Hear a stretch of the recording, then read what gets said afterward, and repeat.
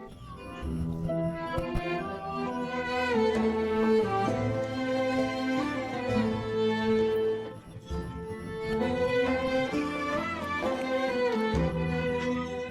چھٹی شرط ہے اور جس کے اندر کیا ہے مرکزی بحث ہے، اس شرط کو کیا کہتے ہیں کہ استدامت اللبس یا استدامت اللبس فی المسجد، کہ مسجد میں 3 دن اس کا جو رہنا ہے یہ دائمی ہوگا، اس میں کوئی ایسا آپشن نہیں ہوگا کہ وہ مسجد سے باہر نکل جائے۔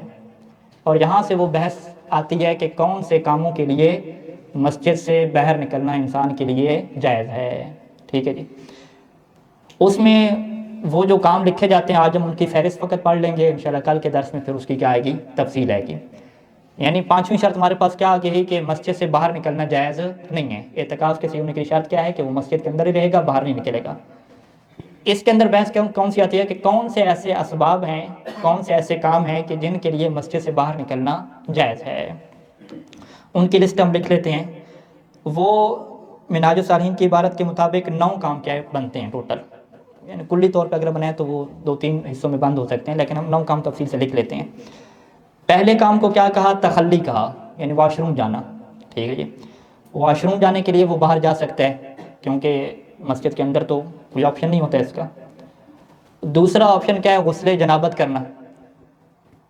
تیسرا آپشن کیا ہے، غسل استحاضہ کرنا، یعنی خاتون استحاضہ کی حالت میں ہے تو مسجد میں جا سکتی ہے، اس کی نماز پڑھنی واجب ہے۔ استحاضہ اگر فرض کریں کہ متوسطہ ہے تو اسے روز ایک غسل کرنا ہے، ٹھیک ہے۔ استحاضہ کثیرہ ہے تو اسے 3 غسل کرنے ہیں، تو ان غسلوں کے لیے وہ کیا ہے، باہر جا سکتی ہے، ٹھیک ہے۔ پہلا کیا ہو گیا، تخلی، یعنی واش روم بیت الخلاء جانے کے لیے۔ دوسرا غسل جنابت، تیسرا غسل استحاضہ، اور چوتھا کیا ہے، مشروط ہے۔ مشروط کیا ہے کہ واجب نماز کا وضو کرنے کے لیے اگر مسجد کے اندر وضو کرنا ممکن نہ ہو، یعنی اگر کہ کیا لگی ہے، شرط لگی ہے۔ تو اگر ایک انسان جو ہے وہ مسجد کے اندر وضو کر سکتا ہے، جیسے مسجد کوفہ میں ہے، مسجد کوفہ درمیان میں کیا ہے، حوض بنا ہوا ہے، وہاں پہ وضو کیا جا سکتا ہے۔ یا عام طور پہ مساجد کے کیا ہوتے ہیں، صحن ہوتے ہیں، تو وہاں پہ وہ بالٹی وغیرہ لے آئیں، وضو وہ کر سکتے ہیں۔ یعنی یہ بندہ وضو کرے گا نا، یہ تو نہیں ہے کہ وہ نجس کر دے گا جگہ، ٹھیک ہے، کوئی خون وغیرہ تو اس نے نہیں نکالنا، ٹھیک ہے جی۔ فقط اس نے وضو کرنا ہے اور مسجد نجس نہیں ہوگی، تو اس کا مطلب کیا ہے کہ وضو مسجد کے اندر کرنا ممکن ہے۔ اگر وضو مسجد کے اندر کرنا ممکن ہے تو یہ کیا کرے گا، باہر واش روم جائے گا، واش روم کر کے فوراً دوڑ لگائے گا مسجد کے اندر آنے کے لیے، اور پھر مسجد کے اندر کیا کرے گا، وضو کرے گا، ٹھیک ہے۔ اسی وجہ سے سوال جواب پوچھے گئے ہیں، مثلا کچھ لوگوں نے یہ سوال پوچھے جی ہم واش روم جاتے ہیں اور وہاں پہ ہم باقاعدہ سے جو ہے وہ ٹوتھ پیسٹ کرتے ہیں، منہ شو دھو کے آتے ہیں، تو کیا یہ جائز ہے کام کرنا؟ تو صحیح سمجھا نہیں، یہ کام جائز نہیں ہے۔ ٹوتھ پیسٹ کرنا تو ویسے ہی واجب نہیں، مستحب ہے، مستحب وضو تو پھر بھی باہر نہیں کر سکتے، ٹھیک ہے۔ تو لہٰذا یہ سارے کا سارا جو آپشن ہے کہ باہر فقط واش روم کی ایجاد۔ واش روم کا مطلب کیا ہے کہ وہ واجب کارروائی کر کے دوبارہ کیا ہے، واپس آنا ہے۔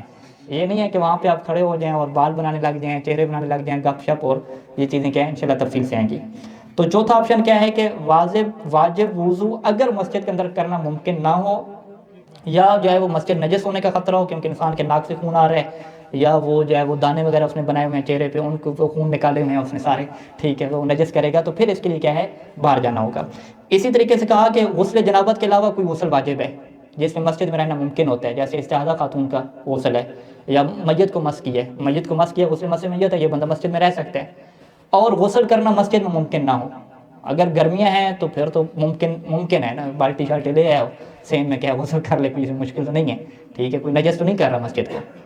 تو یعنی غسل جنابت کے علاوہ غسل ہو گیا، اور واجب وضو اگر مسجد میں کرنا ممکن نہ ہو، یعنی مسجد نجس ہو جاتی ہو، یا مسجد کے اندر کوئی ایسا آپشن بن ہی نہ سکتا ہو ممکنہ آپشن، تو پھر وہ کیا ہے، اس کے لیے مسجد سے باہر جا سکتا ہے۔ تو یہ چوتھا آپشن ہوگا مسجد سے باہر جانے کا، لیکن اس کی شرائط ہیں۔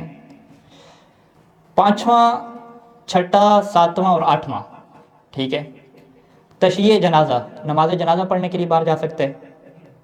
تجہیز میت کو کفن، دفن اور دفنانے کے لیے کیا کہتے ہیں، غسل، کفن اور دفن کے لیے۔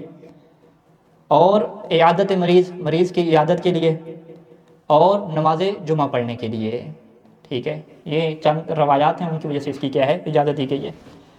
یہ کتنے ہو گئے، 8 ہو گئے۔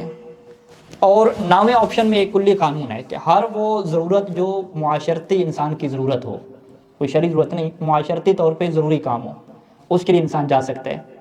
اور اس کی مثال توضیح جامع فارسی کے حاشیے میں کیا دی گئی کہ ایک انسان کے پیپر آ گئے ہیں بورڈ کے، اعتکاف بیٹھا ہوا ہے اور ادھر سے کیا ہے جی امتحانات آ گئے ہیں، لجنہ کے امتحانات آ گئے ہیں، ٹھیک ہے جی، اب یہ ضروری عرفی طور پہ یہ کیا ہے ضروری ہے، تو وہ امتحانات دینے کے لیے کیا جا سکتا ہے، امتحانات جائے گا اور وہاں پہ 2 گھنٹے 2.5 گھنٹے کا پیپر کرے اور کیا ہے واپس آ جائے.